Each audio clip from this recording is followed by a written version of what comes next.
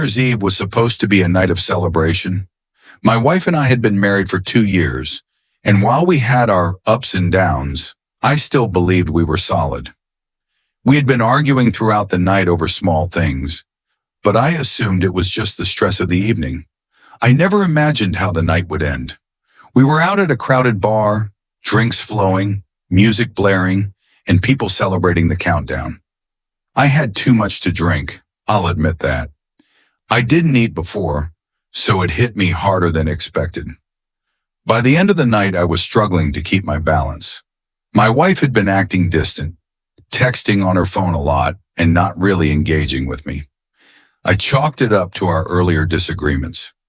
As we were leaving, we stepped into the smoking area to wait for a taxi. That's when it happened. Two younger guys standing nearby made a crude comment about my wife. Nice tits. Right in front of me. My blood boiled instantly. I turned to them, slurring my words but standing my ground. Back off, I said, pushing one of them away as they stepped closer. That was the last thing I remember. When I opened my eyes, I was on the ground. My face was throbbing, my vision blurred. The taste of blood was in my mouth and I felt completely disoriented. People were gathered around me, murmuring, staring. And then I saw her, my wife, standing there talking to them. I tried to sit up, but my head was spinning.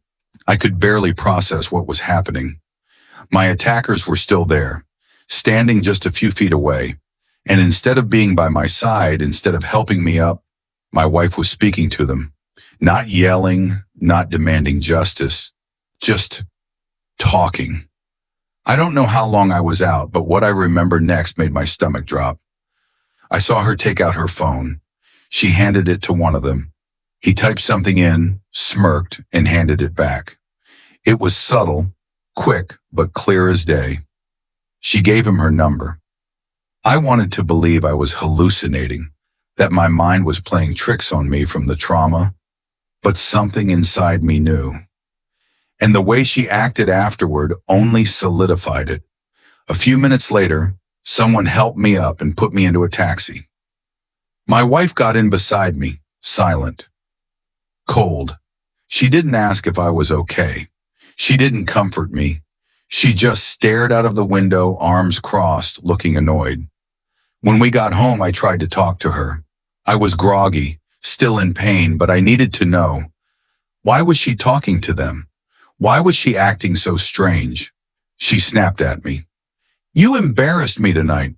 You had to act like some macho idiot and look where it got you. I was stunned. I embarrassed her. I got knocked out defending her honor, and she was mad at me. Over the next few days, she continued acting cold and distant. I asked her straight up, "Did you give one of them your number?" She rolled her eyes, scoffed, and said, "Don't be ridiculous." No explanation, no denial, just dismissal.